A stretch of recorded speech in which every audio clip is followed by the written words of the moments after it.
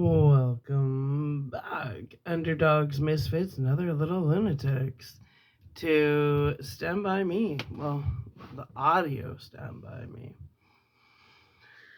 Okay, let's get into it. Get me all situated here. I think I'm ready.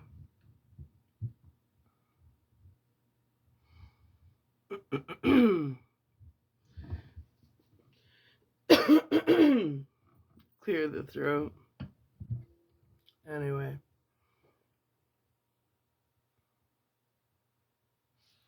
The tracks now bent southwest and ran through tangles of second growth fir and heavy underbrush. We got a breakfast of late blackberries from some of these bushes, but berries never fill you up. Your stomach just gives them a 30-minute option and then begins growling again. We went back to the tracks. It was about 8 o'clock by then, and took 5. Our mouths were dark purple, and our naked torsos were scratched from the blackberry brambles. Vern wished glumly aloud for a couple of fried eggs with bacon on the side. And that was the last day of the heat, and I think it was the worst of all.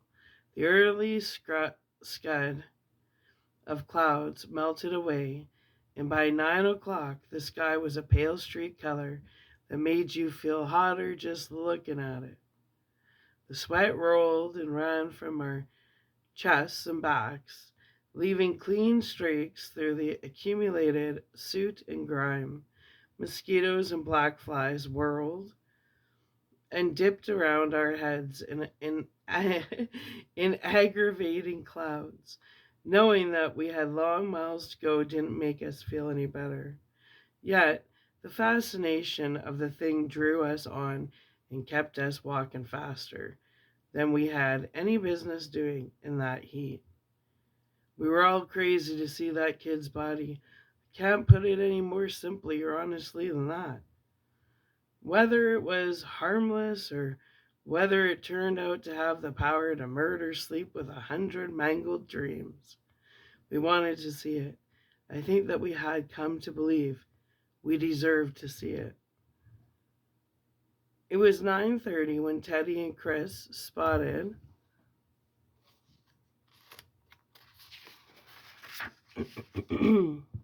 water up ahead.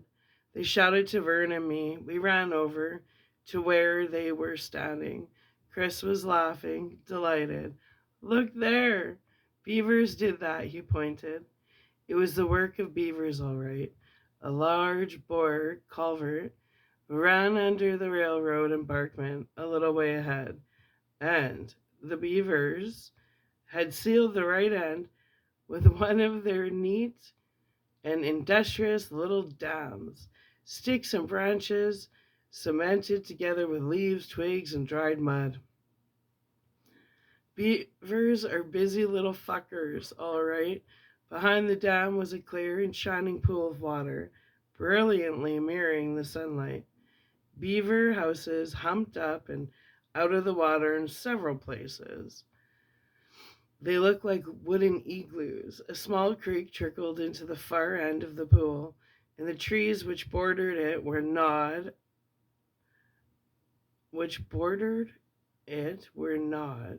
a clean bone white to a height of almost 3 feet in places. Railroad, I'll clean this shit out. What the fuck? Railroadal, railroadal, RAILROAD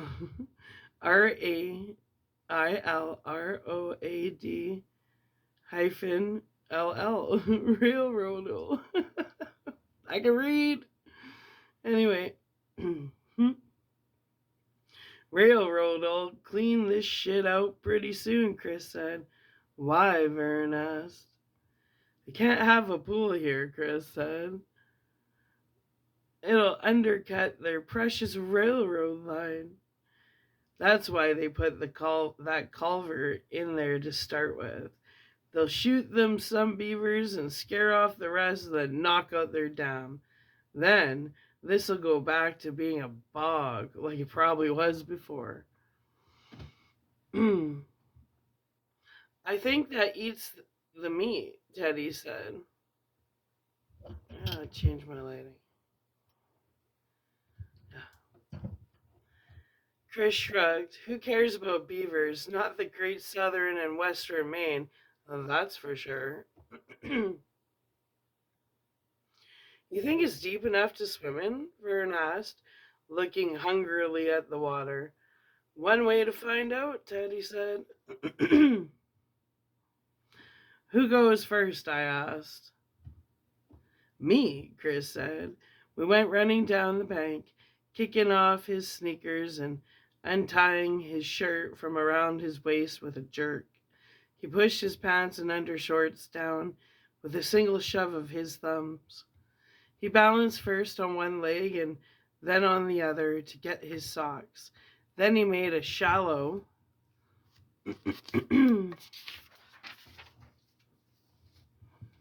dive. He came up shaking his head to get his wet hair out of his eyes.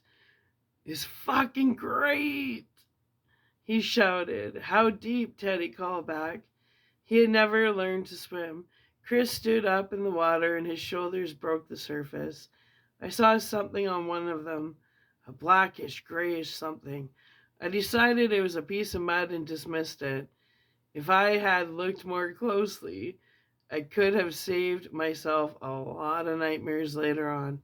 Come on in, you chickens. He turned and thrashed off across the pool in a clumsy breaststroke, turned over and thrashed back.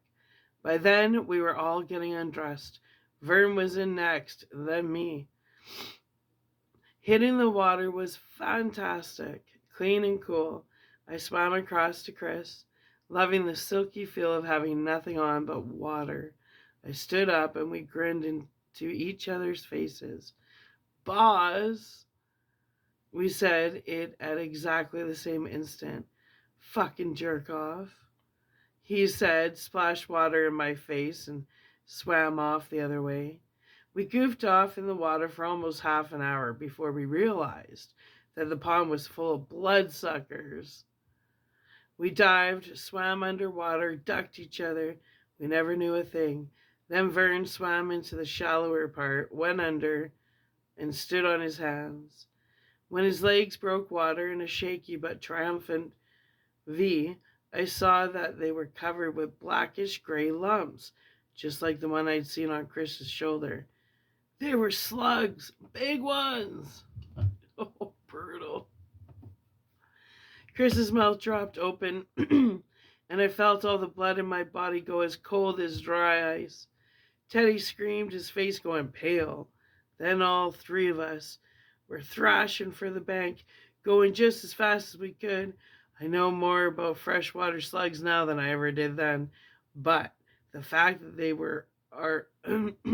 they're mostly harmless has done nothing to allay the almost insane horror of them I have ever since that day in the beaver pool. They carry a local anesthetic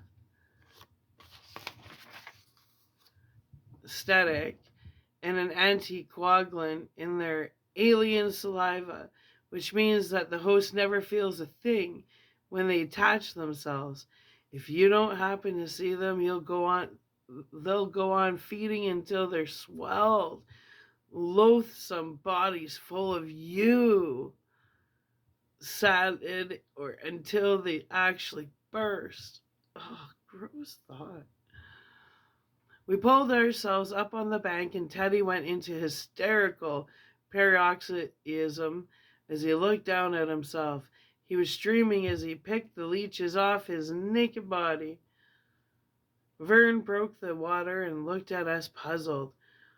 What the hell's wrong with leeches? Teddy screamed, pulling two of them off his trembling thighs and shoving them just as far as he could. Dirty motherfucking bloodsuckers. His voice broke shrilly on the last word. Oh God, oh God, oh God, oh God, Vern cried. He paddled across the pool and stumbled out. I was still cold. The heat of the day had been suspended.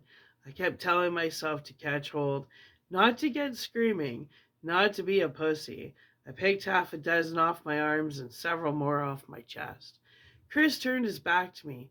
Gordy? Are there any more? Take him off if there are, please, Gordy. There were more, 5 or 6, running down his back like grotesque black buttons. I pulled their soft, boneless bodies off him. I brushed even more of my legs, then got Chris to do my back. I was starting to relax a little, and that was when I looked down at myself and saw the granddaddy of them all clinging to my testicles. His body swelled to 4 times its normal size. His blackish gray skin had gone a bruised purplish red. That was when I began to lose control. Not outside, at least not in any big way, but inside, where it counts. I brushed his slick, glutinous body with the back of my hand.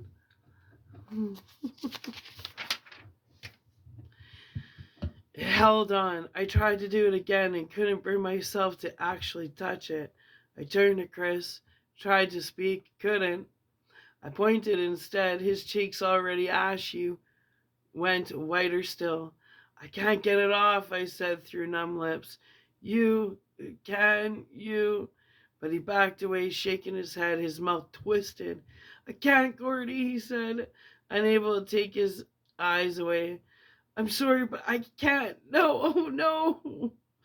He turned away, bowed with one hand pressed to his midsection like the butler in a musical comedy, and was sick in a stand of juniper bushes. You got to hold on to yourself, I thought, looking at the leech that hung off me like a crazy beard. His body was still visibly swelling. You gotta hold on to yourself and get him. Be tough. It's the last one. The last one. I reached down again and picked it off, and it burst between my fingers. My own blood ran across my palm and inner wrist. In a warm flood, I began to cry. Still crying, I walked back to my clothes and put them on. I wanted to stop crying, but I just didn't seem able to turn off the waterworks. Then the shake set in, making it worse. Vern ran up to me, still naked. They're off, Gordy. They're off me. They're off me. He twirled in front of me like an insane dancer on a carnival stage. They off? Huh? They off me, Gordy? His eyes kept going past me, as wide and white as the eyes of a plaster horse on a merry-go-round. I nodded that they were and just kept on crying. It seemed that crying was going to be my new career. I tucked my shirt in and then buttoned it all the way up to my neck. I put on my socks and my sneakers. Little by little, the tears began to slow down. Finally, there was nothing left but a few hitches and moans, and then they stopped too.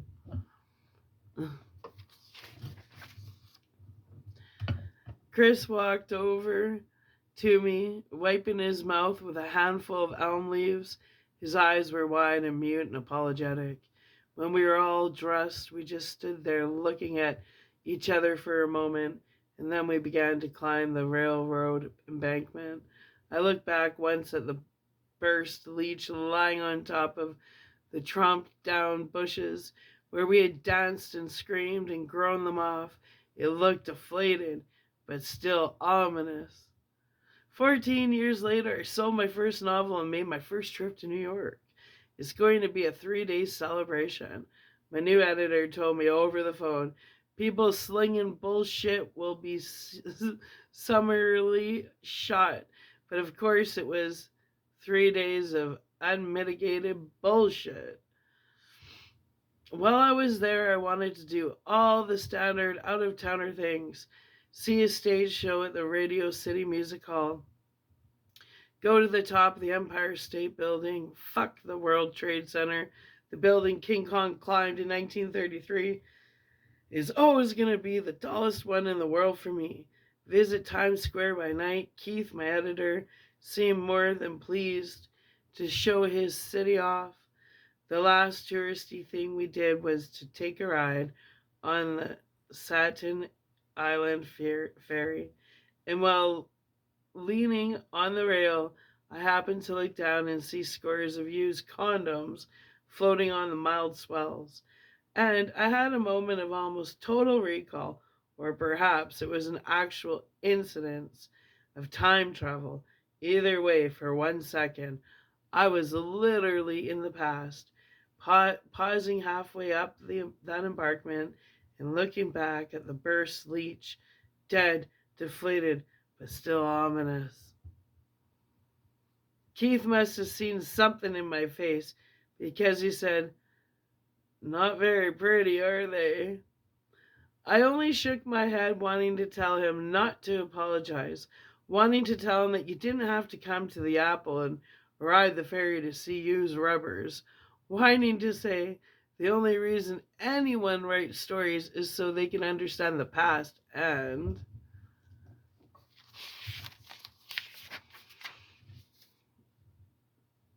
get ready for some future mortality. That's what all the verbs and stories have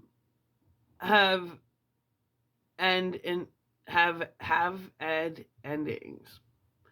Keith, my good man, even the ones that sell millions of paperbacks, the only two useful art forms are religion and stories.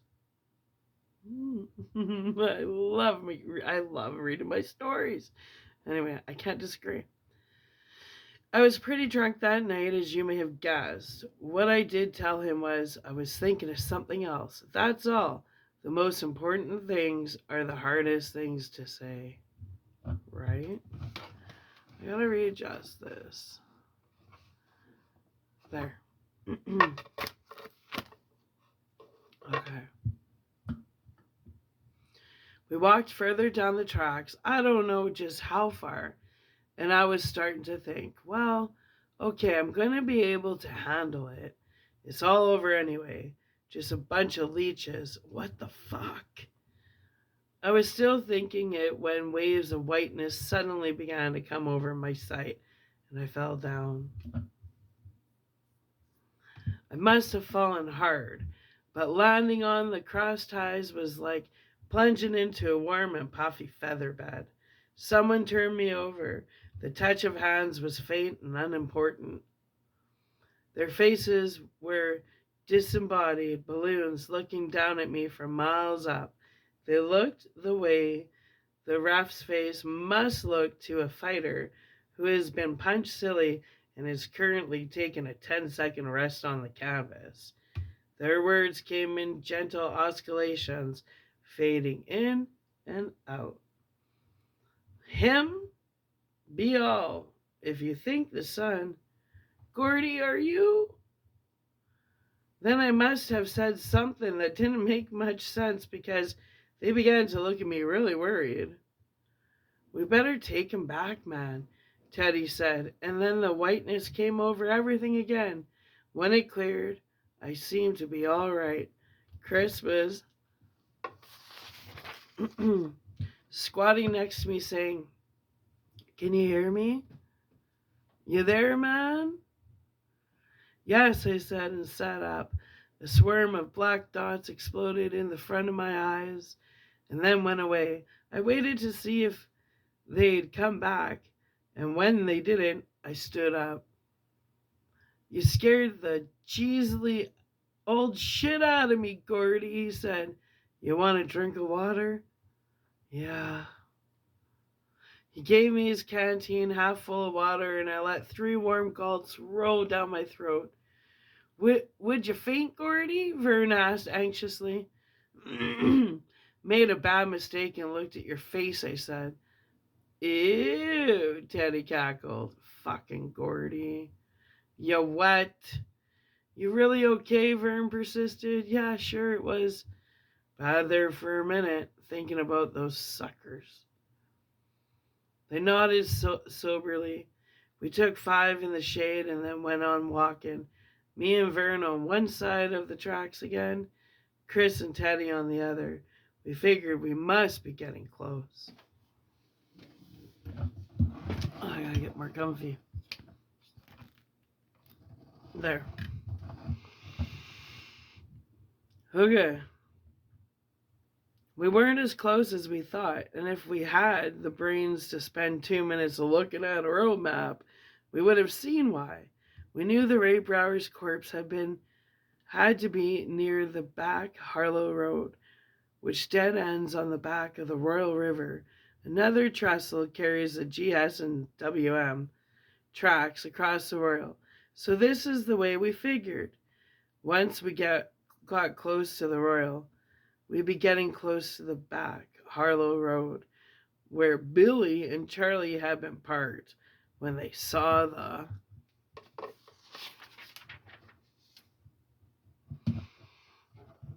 boy. And since the Royal was only 10 minutes from the Castle River, we figured we had it made in the shade. But I need that light. Yeah. But that was 10 minutes as the crow flies, and the tracks didn't move on a straight line between the castle and the Royal. Instead, they made a very shallow loop to avoid a hilly, crumbling region called the Bluffs. Anyway, we could have seen that loop quite clearly if we had looked on a map and figured out that instead of 10 miles, we had about 16 to walk. Chris began to suspect the truth when noon had come and gone and the Royal still wasn't in sight. We stopped while we climbed a high pine tree and took a look around. He came down and gave us a simple enough report. It was going to be at least 4 in the afternoon before we got to the Royal, and we would only make it by then if we humped right along. Ah, shit, Teddy cried. So what are we going to do now? We looked into each other's tired, sweaty faces. We were hungry and out of temper. The big adventure had turned into a long slog, dirty and sometimes scary. We would have been missed back home by now, too, and if Milo Pressman hadn't already called the cops on us, the engineer of the train crossing the trestle might have done it. We had been planning to hitchhike back to Castle Rock, but 4 o'clock was just 3 hours from dark, and nobody gives 4 kids on a backcountry road a lift after dark. I tried to summon up the cool image of my deer, cropping at green morning grass, but even that seemed dusty and no good, no better than a stuffed trophy over the mantel in some guy's hunting lodge. The eyes sprayed to give them that phony, lifelike shine. Right. Finally, Chris said, It's still closer out going ahead. Let's go. He turned and started to walk along the tracks in his dusty sneakers, head down, his shadow only a puddle at his feet.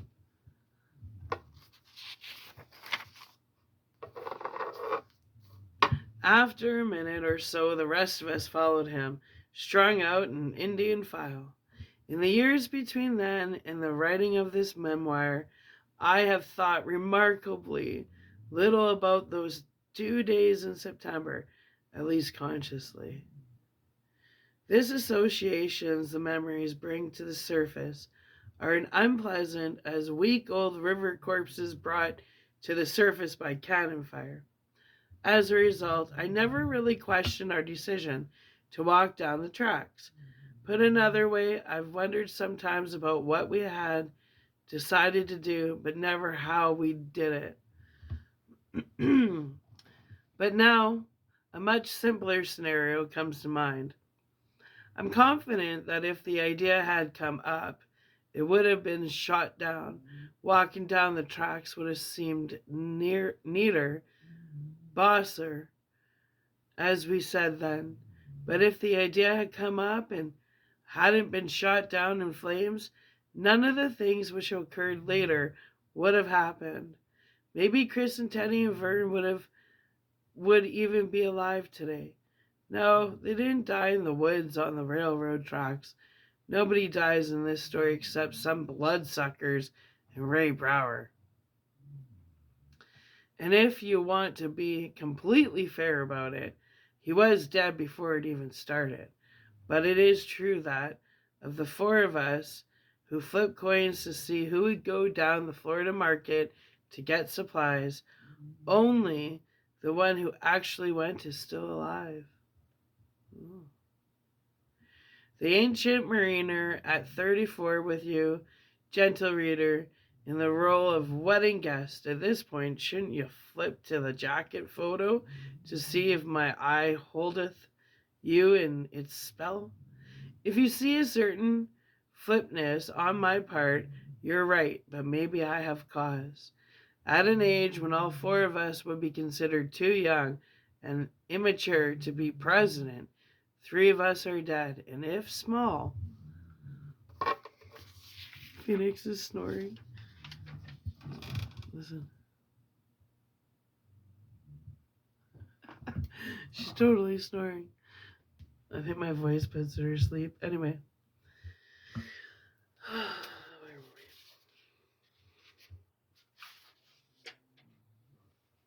I'll finish that. I'll do that last sentence again. At an age when all four of us would be considered too young and immature to be president, three of us are dead, and if small, events really do echo up larger and larger through time. Yes, maybe if we had done the simple thing and simply hitched into Harlow, they would still be alive today. How could... No. Her snoring is distracting me.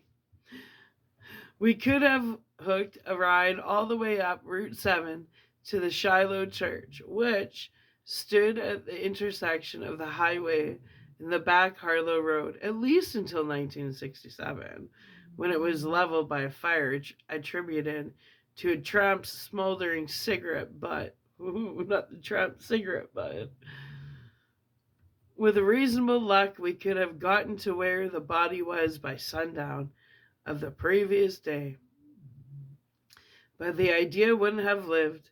It would have been shot down with tightly buttressed arguments and debating society rhetoric, but with grunts and scowls and farts and raised middle fingers. The verbal part of the discussion would have been carried forward with such trenchant and sparkling contributions as "fuck no," "that sucks," and "that old reliable standby, did your mother ever have any kids that lived?" Unspoken, maybe it was too fundamentally to be spoken, was the idea that this was a big thing. It wasn't screwing around with firecrackers or trying to look through the knot hole in the back of a girl's privy at the Harrison State Park. That was something on a par with getting laid for the first time, or going into the army, or buying your first bottle of legal liquor. Just hopping into that state store, if you can dig it, selecting a bottle of good scotch, showing the clerk your draft card and driver's license, then walking out with a grin on your face, that brown bag in your hand, member of a club with just a few more rights and privileges than our old treehouse with the tin roof. Isn't that the truth?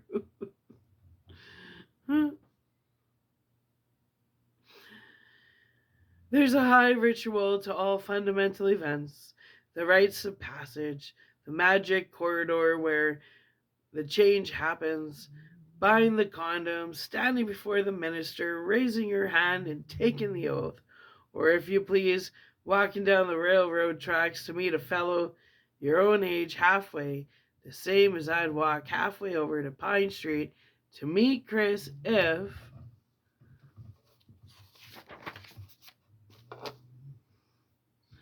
he was coming over to my house, or the way Teddy would walk halfway down Gate Street to meet me if I was going to his. It seemed right to do it this way, because the rite of passage is a magic corridor, and so we always provide an aisle. It's what you walk down when you get married, what they carry you down when you get buried. Our corridor was those twin rails, and we walked between them, just hopping along towards whatever this was supposed to mean. You don't hitchhike your way to a thing like that, maybe. And maybe we thought it was also right that it should have turned out to be harder than we had expected. Events surrounding our hike and turned it into what we had suspected it was all along: serious business. What we didn't know as we walked around the bluffs was that Billy Tessio, Charlie Hogan, Jack Muggett, Norman Fuzzy Brakowicz, Vince Desjardins, Chris's older brother Eyeball, and Ace Morrell himself were all on their way to take a look at the body themselves. In a weird kind of way, Ray Brower had become famous, and our secret had turned into a regular roadshow. They were piling into Ace's chopped and channeled 52 Ford and Vince's pink 54 Studebaker, even as we started on the last leg of our trip. Billy and Charlie had managed to keep their enormous secret for just about 36 hours. Then Charlie spilled it to Ace while they were shooting pool, and Billy had spilled it to Jack Midget while they were fishing for steelies from the Boom Road Bridge. Both Ace and Jack had sworn solemnly on their mothers' names to keep the secret, and that was how everybody in their gang knew about it by noon. They couldn't keep a secret. Guess you could tell that those assholes thought about their mothers. They all congregated down at the pool hall, and Fuzzy Brakowicz advanced a theory, which you have heard before, gentle reader, that they could all become heroes, not to mention instant radio and TV personalities, by discovering the body.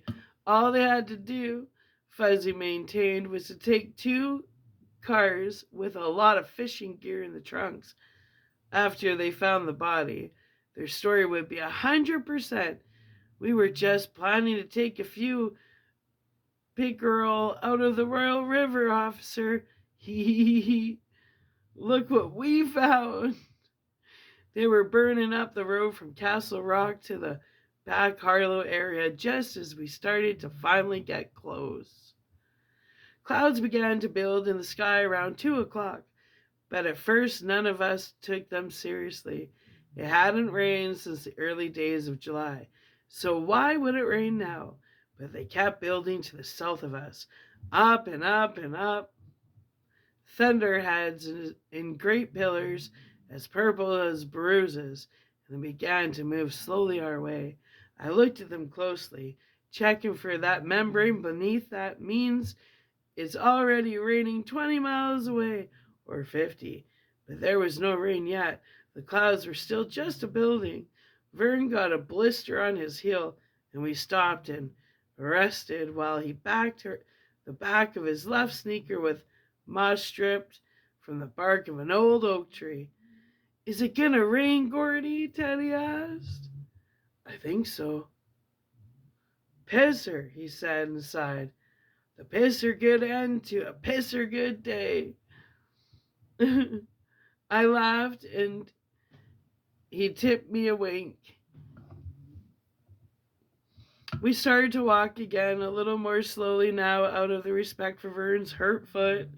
And then the hour between 2 and 3, the quality of the day's light began to change, and we knew for sure that rain was coming. It was just as hot as ever, and even more humid, but we knew, and the birds did.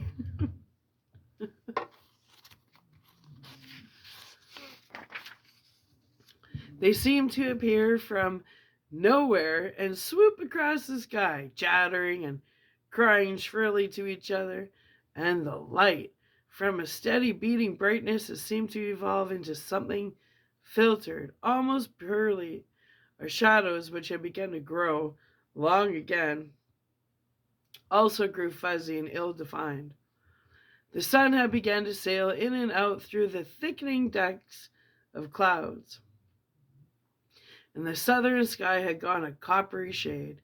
We watched the thunderheads lumber closer, fascinated by their size and their mute threat. Every now and then it seemed that a giant flash bob had gone off inside one of them, turning their purplish bruised color momentarily to a light gray. I saw a jagged fork of lightning look down from the underside of the closet. Closet. The closest. It was bright enough to print a blue tattoo on my retinas. It was followed by a long shaking blast of thunder. We did a little bitching about how we were going to get caught out in the rain, but only because it was the expected thing. Of course, we were all looking forward to it. It would be cold and refreshing and leech free. Cool. And leech free. At a little past 3:30, we saw running water through a break in the trees. "That's it," Chris yelled jubilantly. "That's the Royal." We began to walk faster, taking our second wind. The storm was getting close now. The air began to stir, and it seemed that the temperature dropped 10 degrees in a space of seconds. I looked down and saw that my shadow had disappeared entirely. We were walking in pairs again, each two watching a side of the railroad embankment. My mouth was dry, throbbing with sickish tension. The sun sailed behind another cloud bank, and this time it didn't come back out.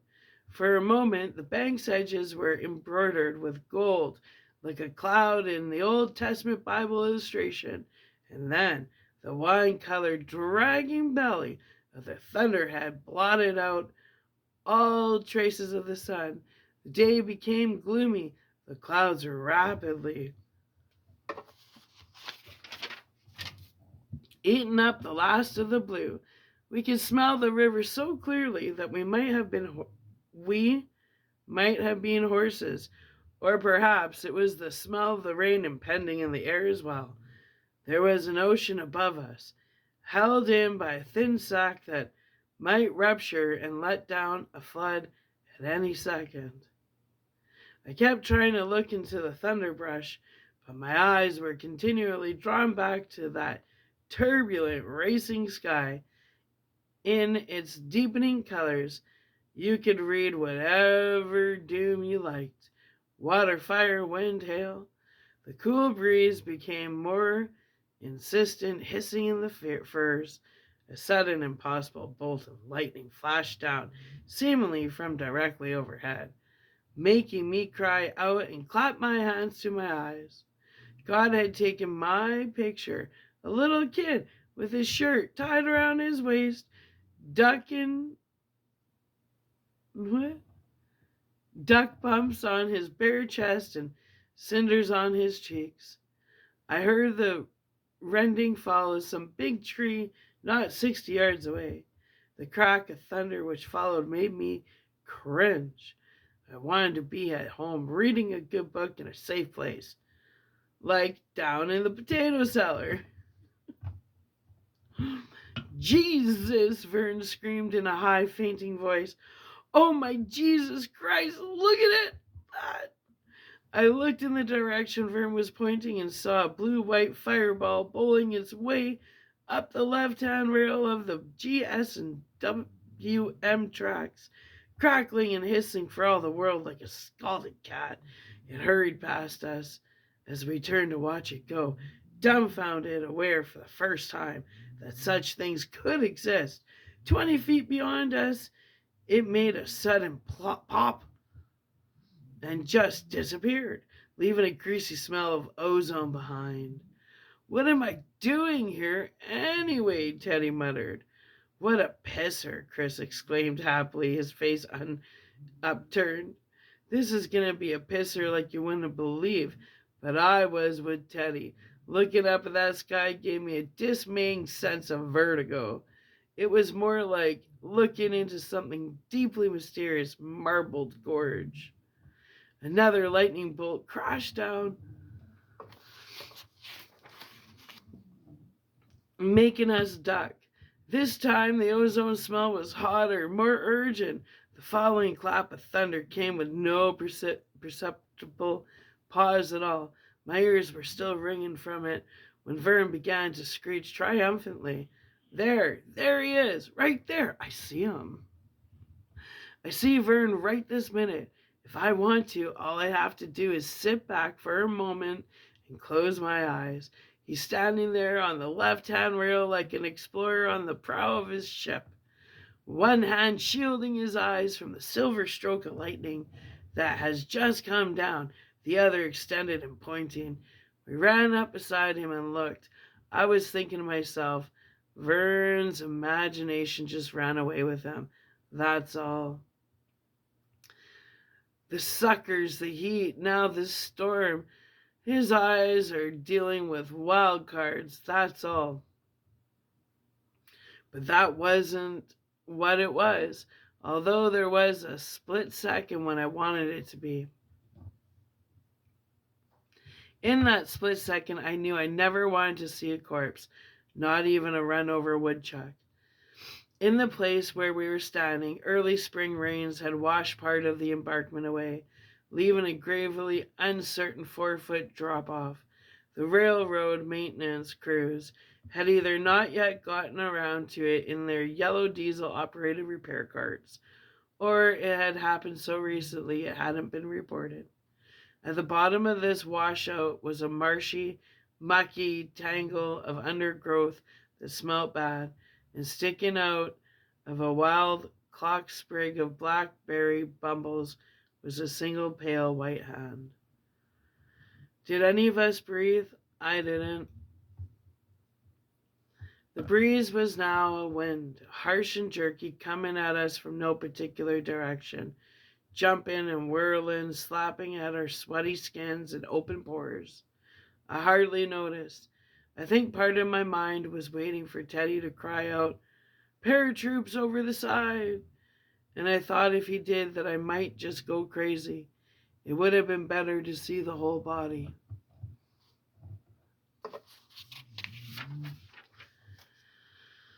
All at once, but instead, there was only that limp, outstretched hand, horribly white, the fingers limply splayed, like the hand of a drowned boy. It told us the truth of the whole matter. It explained every graveyard in the world. The image of that hand came back to me every time I heard or read of an atrocity. Somewhere attached to that hand was a Restaurat Brower. Lightning flickered and stroked. Thunder ripped in behind each stroke as if a drag race had started over our heads. Sheesh, Chris said, the sound not quite his cuss word, not quite the country version of shit, and it is pronounced around a slender stem of timothy grass when the baller breaks down. Instead, it was a long, tuneless syllable without meaning, a sigh that had just happened to pass through the vocal cords. Vern was licking his lips in a compulsive sort of way, as if he had tasted some obscure new delicacy, a Howard Johnson's 29th flavor, Tibetan sausage rolls, interstellar escargot, something so weird that it excited and revolted him all at the same time. Teddy only stood and looked. The wind whipped his greasy, clotted hair, first away from his ears and then back over them. His face was a total blank. I could tell you I saw something there, and perhaps I did in hindsight, but not then. There were black ants trundling back and forth across the hand.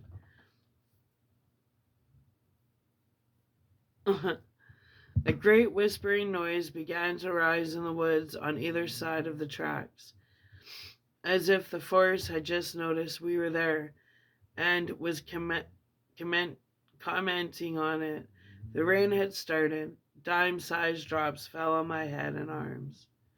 They struck the embankment, turning the field dark for a moment, and then the color changed back again as the greedy dry ground sucked the moisture up. Those big drops fell for maybe 5 seconds, and then they stopped. I looked at Chris, and he blinked back at me.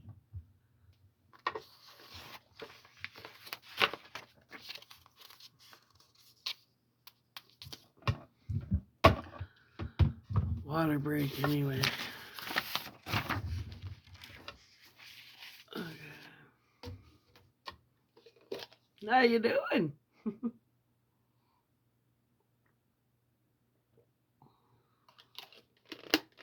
Okay. Yeah. I'm getting itchy just there talking about the maggots and bugs. I'm getting all itchy now.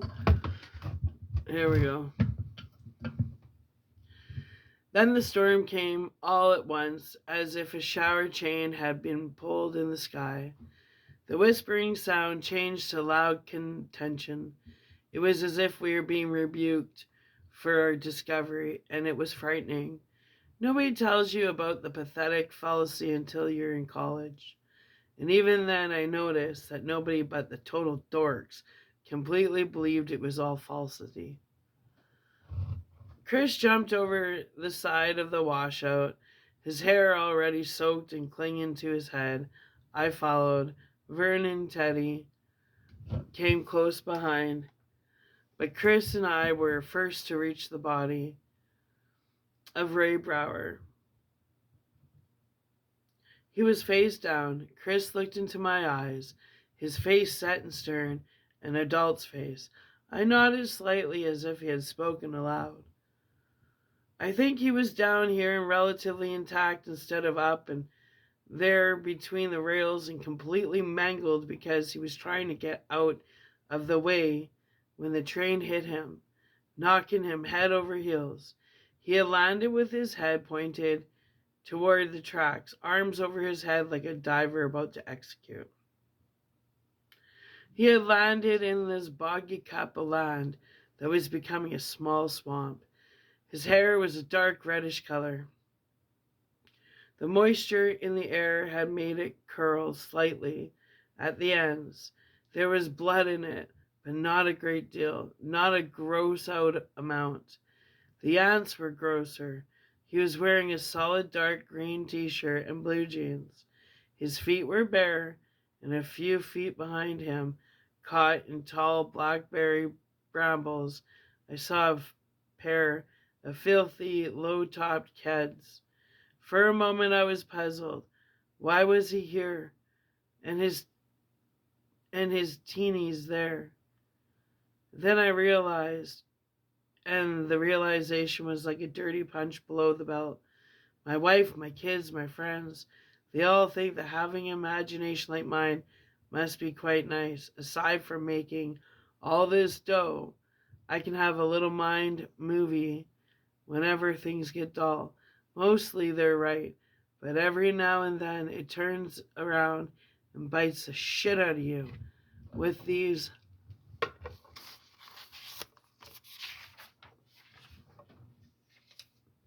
long teeth that have been filed to points, like the teeth of a cannibal. You see things you just as soon not see, things that keep you awake until first light. I saw one of those things now, saw it with absolute clarity and certainty. He had been knocked sprung out of his keds. The train had knocked him out of his keds, just as it had knocked the life out of his body. That finally rammed it all the way home for me. The kid was dead. The kid wasn't sick. The kid wasn't sleeping. The kid wasn't going to get up in the morning anymore or go or get to the runs from eating too many apples or catch poison ivy or wear out the eraser on the end of his Tickadorna number 2 during a hard math test. The kid was dead. Stone dead. The kid was never going to go out bottling with his friends in the spring. Gunny sack over his shoulder to pick up the returnables the retreating snow uncovered. The kid wasn't going to wake up at 2 o'clock a.m. on the morning of November 1st this year, run to the bathroom and vomit up a big glurt of cheap Halloween candy. The kid wasn't going to pull a single girl's braid in homeroom. The kid wasn't going to give a bloody nose or get one. The kid was, can't, don't, won't, never, shouldn't, wouldn't, couldn't. He was the side of the battery where the terminal says negative. The fuse you have to put a penny in. The wastebasket by the teacher's desk, which always smells of wood shavings from the sharpener and dead orange peels from lunch. The haunted house outside of town where the windows are crashed out. The no trespassing signs whipped away across the fields. The attic full of bats, the cellar full of rats. The kid was dead. Mister, ma'am, young sir, little miss. I could go on all day and never get it right about the distance between his bare feet on the ground and his dirty keds hanging in the bushes. It was 30+ inches. It was a google of light years. The kid was disconnected from his keds beyond all hope of reconciliation. He was dead.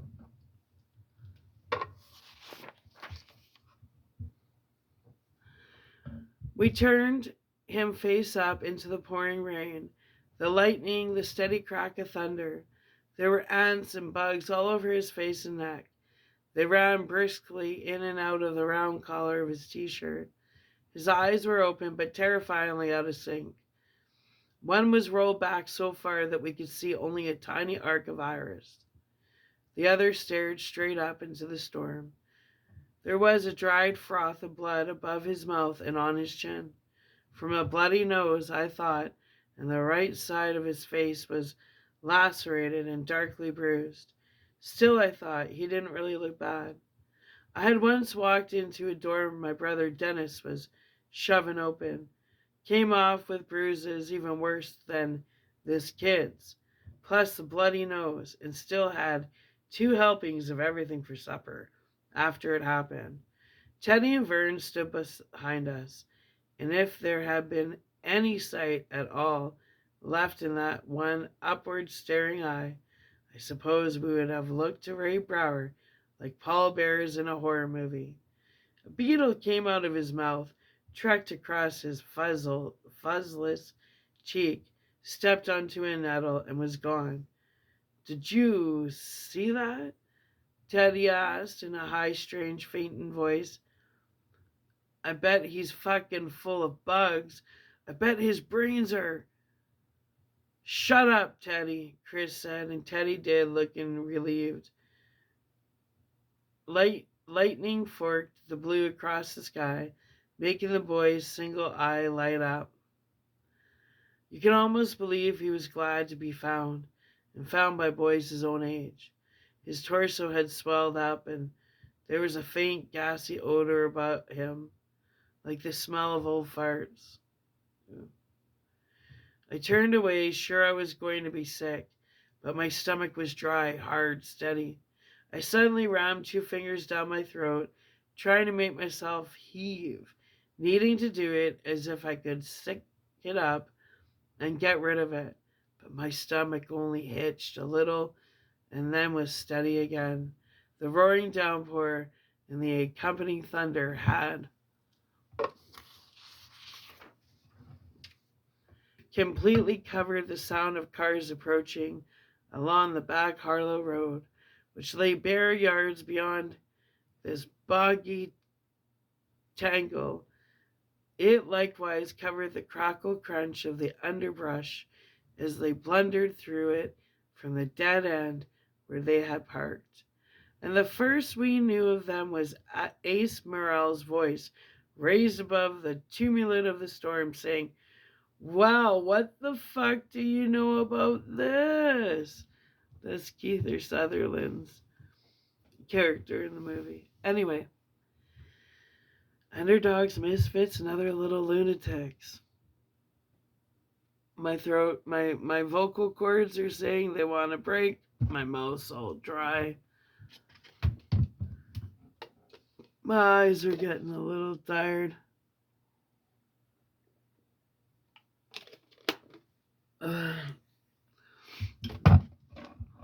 I've enjoyed spending Boxing Day with y'all.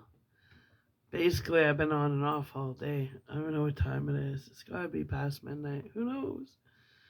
Anyway, I hope you're having the sweetest of dreams, and I hope you're following this. It's such a good movie. But I've never read the book till now, and the book is really good. So I'm actually quite excited to watch the movie again after reading the book. See? When there's movies and books that go together, I don't know, I always watch the movie first.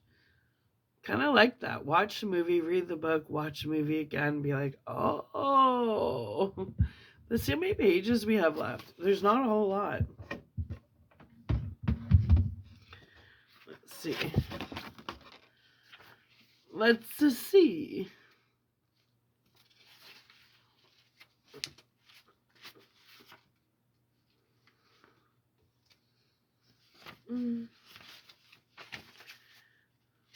Where's it in? Okay, so there's only 179 pages. And we're on page 145. So literally 35 more pages. Oh, we'll be done this. I almost want to go take a break and finish it tonight. Kind of. I don't know. We'll see. Well, it's early morning now. But I need a break. My vocal cords need a break. But if I can't sleep, we're going to finish it. No promises. We'll see. Maybe, maybe not. Anyway, I love you. Sweet dreams. Thanks for chilling with me. It's nice to be wrapping up 2025. 2026 is going to be so much better. I can feel it coming in the air tonight. Oh Lord. Oh Lord. Anyway, love you. Bye.